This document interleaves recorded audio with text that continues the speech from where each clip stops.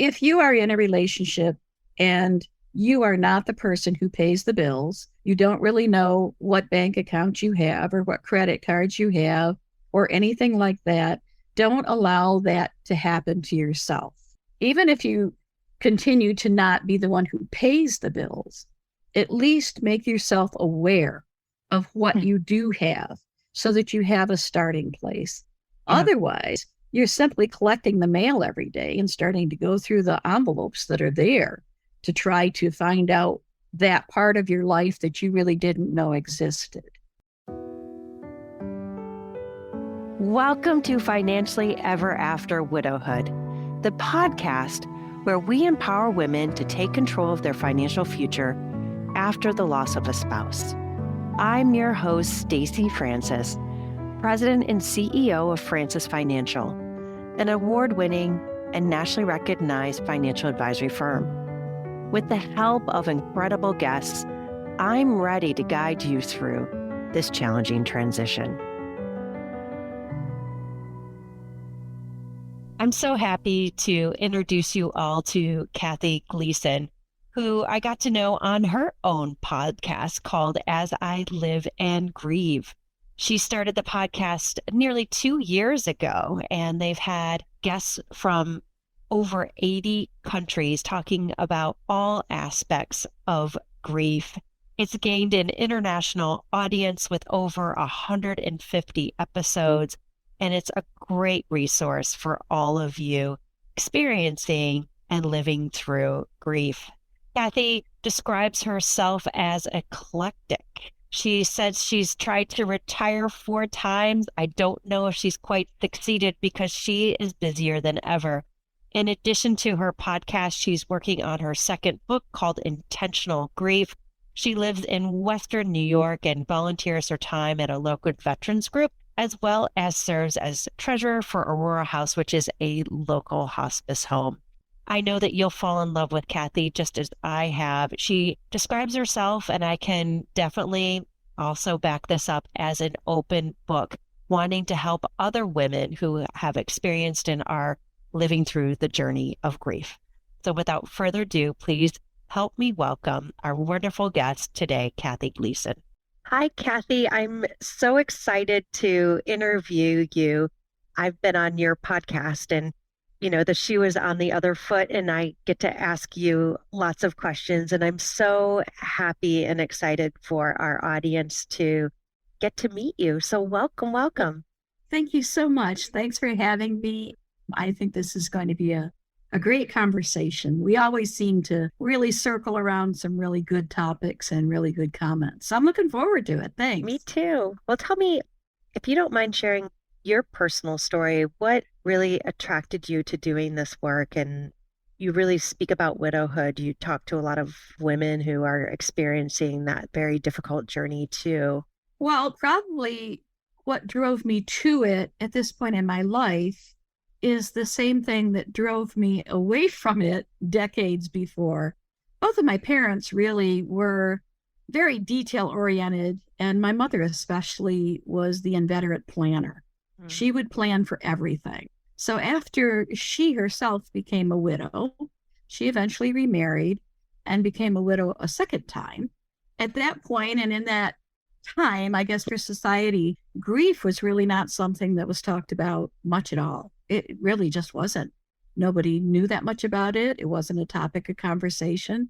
And we were all pretty much just following role models in our lives that seemed to just pick themselves up and dust themselves off and just go on with life. That was my perspective of my mother. Well, in her planning and her details, she went to a funeral home and made all of the arrangements and paid for her own funeral to save my brother and I having to go through the decision-making and that huge ordeal that can be so traumatic after losing someone you care about. My brother at the time lived in Florida, so I was the one up here kind of taking care of my mom as she needed me and everything, though she was quite independent for a long time. But with her details, she wanted to tell me about it. She wanted to prepare me and know that she had taken care of it. She'd made all the arrangements.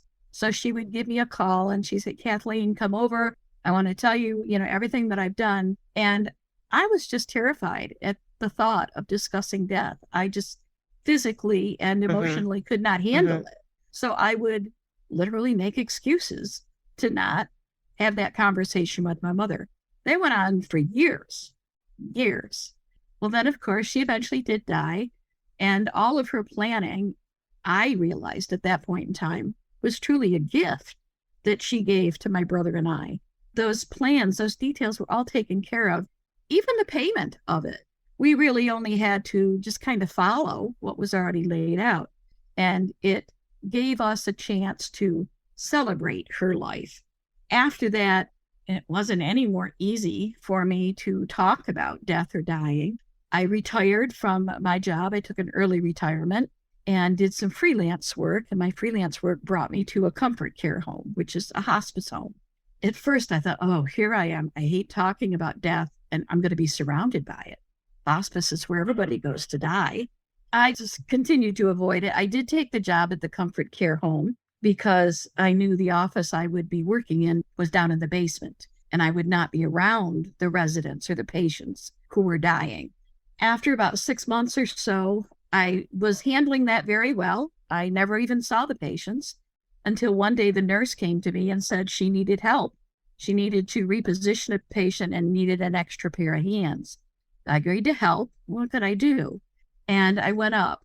Over the period of the next few weeks or so, she needed my help more frequently. I only discovered later that that was her way of kind of introducing me to that climate and that whole aspect. Oh, my word. Yeah, she was a very, very special woman. So after a period of time, I came to actually carry on a conversation with the residents. I started to learn more about it, learn more about hospice care and everything like that. And then after I left that job, and my daughter Stephanie, who of course you've met, she took the job. She took my job. And she kind of came in same environment, same climate, in the same way by a different nurse. At one point, they had asked me to facilitate a bereavement group. And I said, okay, I think I can do this. I did that, and then COVID hit. I had already lost my husband by that point. And as COVID started to retreat a little bit, they said, how about starting up the group again? And I said, I didn't enjoy it that much. There were only a couple people, and there are so many more that really need to talk about this. So how can we do this? And then sitting with Stephanie one day, the word podcast came into my head, almost divine intervention, I say. And Stephanie said, oh, sure, Mom, let's do that. We knew nothing about podcasts, nothing at all. But we started our podcast, and just by the guests and by having a different guest every week and having the conversation about death and dying, that's how it became easier to do. I really feel I was led into it.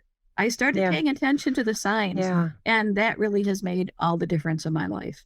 For you, I mean, the podcast, As I Live and Grieve, it's about grief in general, but there's a really profound grief of losing a spouse, and you've experienced that grief as well. What did you take away from that? How did you make it through that journey? And again, paying it forward to others here. I guess that's something that I'm really committed to now too, because prior to that, I had lost my father. Then I lost an infant child, less than 24 hours old, a son, my only son. Then I lost my mother. Then I lost Tom, my husband. Actually, last week was just 5 years since he's been gone. That particular loss was the hardest. And I think it's because with your spouse or your partner in life, you not only lose that person who's been so vital in your day-to-day life, more so than a parent, but you also lose the future that you'd been planning for. And that to me was the huge difference between all of those losses. I began to think of it not only from what I lost personally. Tom really was one of my best friends. We had thought about certain cruises, certain plans we had, things we wanted to do, things we wanted to buy. And all of a sudden that was just all gone. It was no more a possibility. And then there's also that kind of double whammy, all the things I would think of that he was missing out on. So losing a spouse is definitely a whole different complexity of loss, and it can be devastating. Yeah. Were there any challenges that you didn't really anticipate? You've sustained a lot of loss in your life. I think the biggest challenge, the biggest thing that I really didn't anticipate was just how much paperwork, red tape, and loose ends there are to tie up.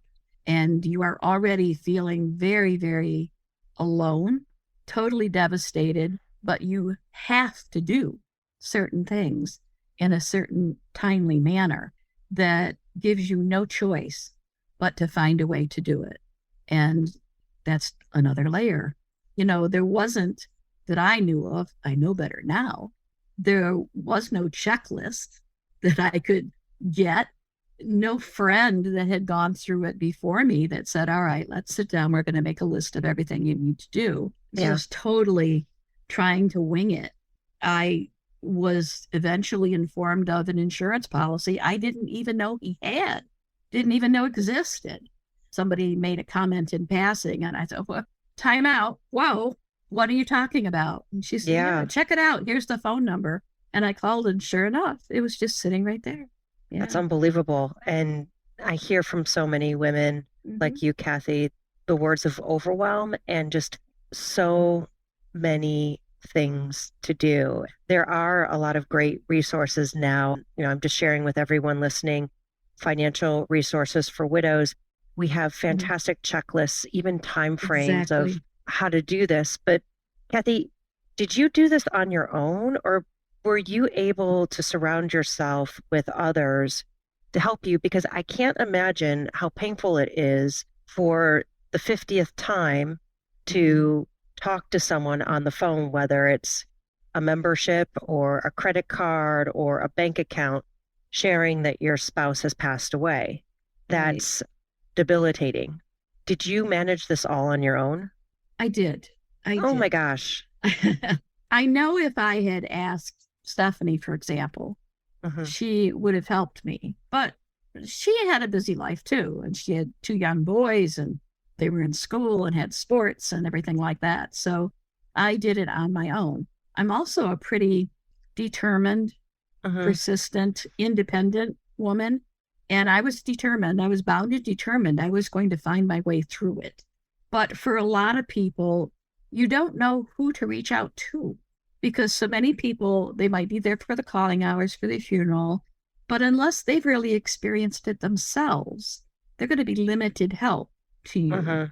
And you kind of learn as you go. And if I learned one thing about all those phone calls, it had to be done, first of all. And that instead of trying to be frustrated, I found out that the best way was just the straight truth. And one of the first things I told them after I gave them my name was, look, I'm now a widow. I have no idea what I'm doing or what I need to do or how to do it. And that usually brought out a tender side of the person on the phone, the best in people speaking with. Yeah, and realizing really they need to step up to the plate and they really need to help. There were some exceptions to that, I will say. To this day, the NRA still sends mail to my husband because he had a life membership. They still want him to vote and attend their conferences. And I've probably made no less than a dozen phone calls to try to get them to stop. And, depending on who you speak with and everything, there's no money in it. There's really no reason to do it other than every time I get that piece of mail, I get angry. No, and it's like a trigger. Because you've worked so hard to be able to, let those people know. When you went about this process, how did you organize it? Did you say every day I'm going to call so many places, or did you just say I'm just going to keep on going until I get everything done? This is one of the biggest challenges. How do you tackle all this, working with the estate attorney, working to transfer all the assets? What was your strategy to do this while you're grieving and while you're also supporting your daughter and others that have lost someone who, all the people who really love Tom, and then maybe not feeling like you're really yourself because you're going through trauma? I was definitely not myself. And let me back up a little bit too. Tom died of a brain tumor. He had cancer of the brain from his service in Vietnam. He was retired U.S. Army. And once he received the diagnosis, I knew that he was terminal. I didn't know how long he had. We had a guess. So there was a period of time that I was taking care of him. And I was thinking ahead a little bit as I could about what am I going to do? How am I going to manage this? Tom made no plans at all related to wills, estate planning, writing it down, even though the veterans group that he was involved with had a thing called the paper safe, where they encouraged the vets to write down phone numbers and policy numbers and everything. Tom would never do that. He wouldn't even communicate to me what his wishes were for medical treatment. So I was just kind of flying blind. At some point, all I could focus on was the caregiving. I lost track of what was going to happen at some point in the future. So once he died, I knew that one of the priorities would be bank accounts, because I had been told by my parents that the banks seem to find out almost as quickly as you do that someone has died, and they may freeze accounts. I knew that that was an eventuality. That was one thing that I did make sure, and I had had for years, a separate account as well. So I made sure I had money in my account that would get me through a little bit of time. So at the top of my list after funeral arrangements was banking. And that's what I took care of first. After that, I have to say it probably was whichever piece of paper came to the top of my pile next is what I handled. I didn't seem to have the wherewithal to make a list because I really had no idea who I had to reach out to. I knew that the VA was on there. And fortunately, in that respect, I was blessed in that Tom did take care of this in one way. He did plan ahead, and we filed a claim about his cancer with a veteran service officer. The brain tumor he had was not on their list of presumptive conditions, but we were still told to go ahead and file a claim because some year it might be, and at that point it's retroactive payment. So that had been done, and I knew the service officer's name. So after banking, I contacted the veteran service officer, and he was wonderful. He did all of the paperwork for me for the VA. That's great. For everyone listening, you bring up some very good points. One of the biggest challenges we have for our clients is having access to liquid money. Yep. And if your spouse had the majority of the money and you held just a smaller account in your name only, and it wasn't a joint account with your spouse, you can find yourself in a really difficult position, making sure that you are paying bills as quickly as you can from that account, transferring over if that's possible to your account so that you have the ability to pay your mortgage, to be able to pay all those bills. And with the VA, a lot of veterans are receiving some type of pension or support or payment. Disability or something. Disability. Sure. And that often can continue even after their death. So looking into that. And if you go to their website, va.gov, on the upper right-hand corner, I think it says burials and memorial. And there are many different services, from stone heads to plots to ongoing upkeep. These are all just wonderful resources that you can use. The other piece I love that you brought up, and I think about this, actually what you're doing, you may have thought you had a timeline, but I'm kind of putting a timeline as the most important thing. The next thing is finding out about that life insurance. Because of all the assets, one of the quickest to pay out is life insurance. Yes. Once you contacted the life insurance company, how long was it until you received that check? I had a check within the week. Really important as you're looking at all the things to do, reaching out to the life insurance companies, and if your spouse is still working, to their employer, because 9.9 times out of 10, there is a life insurance policy that they have at their employer. That's correct. And what's great is that all that money is there for you. That's a question I have too. It doesn't sound like he was working at the time. No, he was retired. He was retired, but Social Security would have stopped. A lot of other things might have stopped too, as far as income, but a lot of your expenses most likely still were continuing. How did you deal with Right. that? Again, we were very fortunate. He was still getting Social Security, Okay. and he was also getting a disability from the VA, and he was getting retirement from the post office because after his military service, he did retire from the Army. But after his retirement from the Army, he worked at the post office and accumulated enough for retirement there. So those payments were all coming in. But what you have to be careful of that no one really tells you about is depending on the time of month someone dies that has monthly stipends coming into them. As soon as that company or organization finds out about the death, they usually will pull back from your bank account what they paid for the month if they pay in advance. So all of a sudden, the bank balance that I thought was there was no longer there because I believe Social Security did it.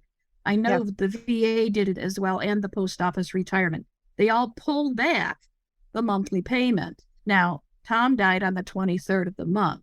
The month was almost over. They still pulled back almost the entire month until they could recalculate And then what his benefit was to be till the day of his death. And then they gave it back. Yeah. So it's really important to have extra money because It is. It is. it really is. Is there any advice or lessons learned that you feel like you want to share or that you didn't expect? Well, the biggest lesson learned, although I had pretty much done it already because I was so independent, fiercely independent, is if you are in a relationship and you are not the person who pays the bills, you don't really know what bank account you have or what credit cards you have or anything like that, don't allow that to happen to yourself. Even if you continue to not be the one who pays the bills, at least make yourself aware of what you do have so that you have a starting place. Yeah. Otherwise, you're simply collecting the mail every day and starting to go through the envelopes that are there to try to find out that part of your life that you really didn't know existed. Yeah. So I just encourage, and I guess it's primarily women, but it doesn't have to be. If you are not the partner that is the financial planner, the payer of all the bills and everything, at least figure it out yourself. Start looking at the mail or try to get your partner to sit down with you and say, I'm not trying to take over, but I would just like to know what we have and what to look for.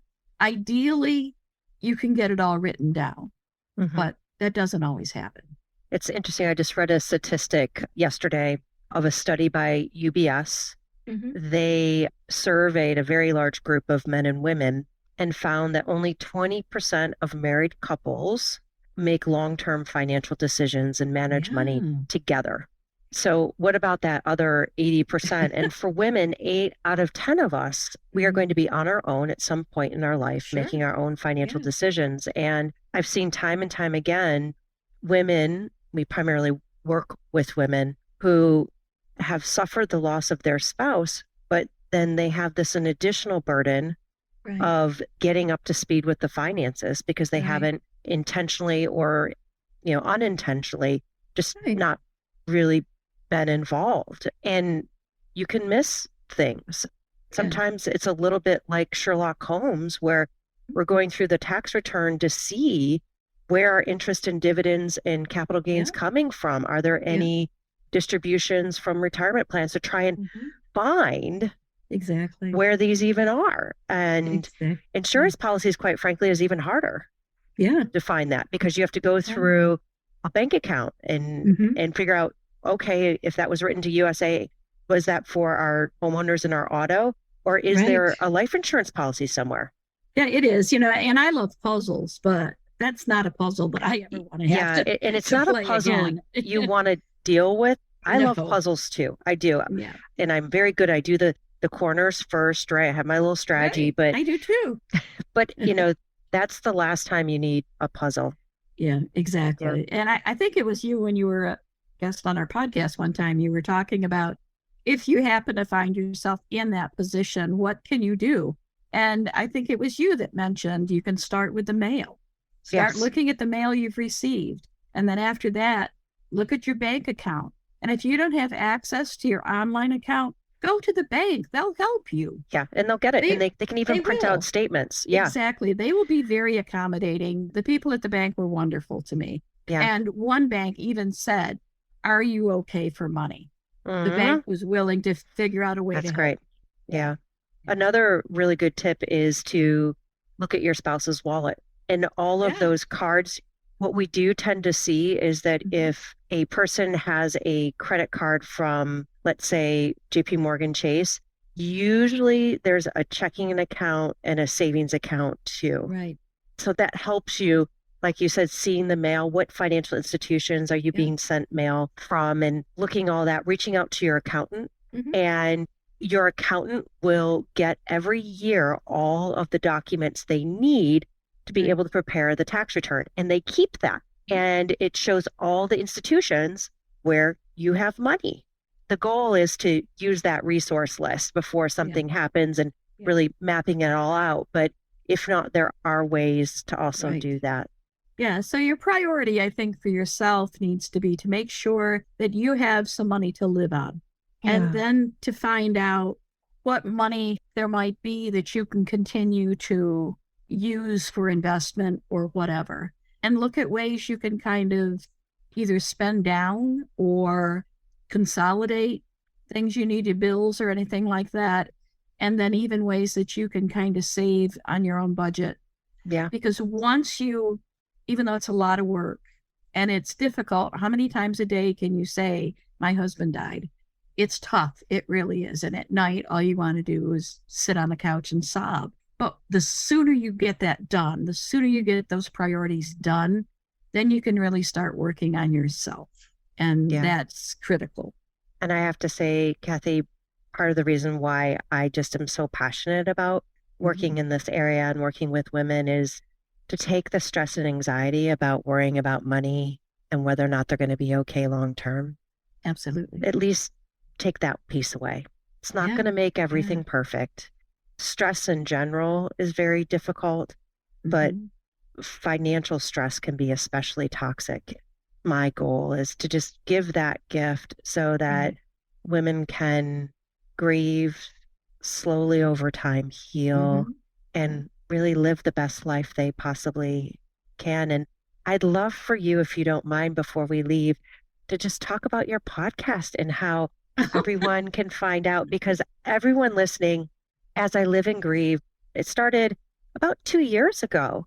And you guys are very regular with having great content every single week, all different types of experts. Yes, financial, but also other areas of mental health, legal support, and legal advice too. So if you don't mind, Kathy, it would be such a great resource for our listeners. The podcast, as I say, I like to say it started on a whim with some divine intervention. I do it with my older daughter, Stephanie, who is like my best buddy. And we are like-minded in many ways. We just want to make the topic of grief easier to talk about. So our podcasts are very informal. And as Stacy said, we've covered it from a lot of different perspectives, although we still have some that we haven't yet done. I'm looking for credible sources on them. But we have talked about certain techniques that can help alleviate your symptoms of grief. We've talked about finger tapping. We've talked about music. We've talked about journaling. We talked about a method that's popular in Great Britain, hasn't come too much into the States, and that's called the alternate energy method. And there's actually an experiment that we did that it's like the best party trick in the world. But it lets you feel the energy that really we all kind of have in our bodies. We've covered death of a child. We've covered death of an adult child. We've talked about suicide in spouses. We've done so many things. We have, I think, just about 130 episodes out there now. We have some guests that have returned, as Stacy has, and we just love doing it. Every Tuesday morning, a new episode launches, and it's in time for that morning commute. Episodes are about 30 minutes long, which we think is just about the time you need once you drop your kids off from school to get yourself to work. It's great. I love doing it. And I've met some wonderful, wonderful people. Well, thank you so much for being here, Kathy. And for all of you listening, we have Kathy's contact information to learn more about the podcast right in the show notes, and some great resources for you as far as worksheets and timeframes of how to get things done and some tips to help you along the way. So thank you so much, Kathy. It's great to have you here. My pleasure entirely. Thank you so much for having me. A great big thank you to Kathy for sharing more about her experiences. And one of the pieces that she talked about that just really resonated with me is the importance for women to be empowered around their finances, particularly when your spouse is alive, and really taking a real active role in the finances. But if you have not done so after their death, making sure that you step into your power and that you really take agency over your overall personal finances. If you have any questions about our podcast or how we can help, we're here at Francis Financial to plan, grow, and protect your wealth and make sure that you're living the life that you deserve. Thank you for joining us, and we'll be seeing you in 2 weeks. Thank you for tuning in to Financially Ever After Widowhood. If there's a question you'd love for us to answer on the podcast, we can do that for you. All you have to do is give us a call, and the number is 347-682-5580. Let me say that again, 347-682-5580. Whether you're working with an advisor or you're maybe doing it on your own, we invite you to reach out to us at www.francisfinancial.com, or you can email me at Stacy, Stacy, at francisfinancial.com. Our hope is to be a resource for you to help you also find a great financial advisor, whether that be with our firm or one of our trusted colleagues. Please be sure to like, rate, and subscribe to the podcast, and join us next time on Financially Ever After Widowhood.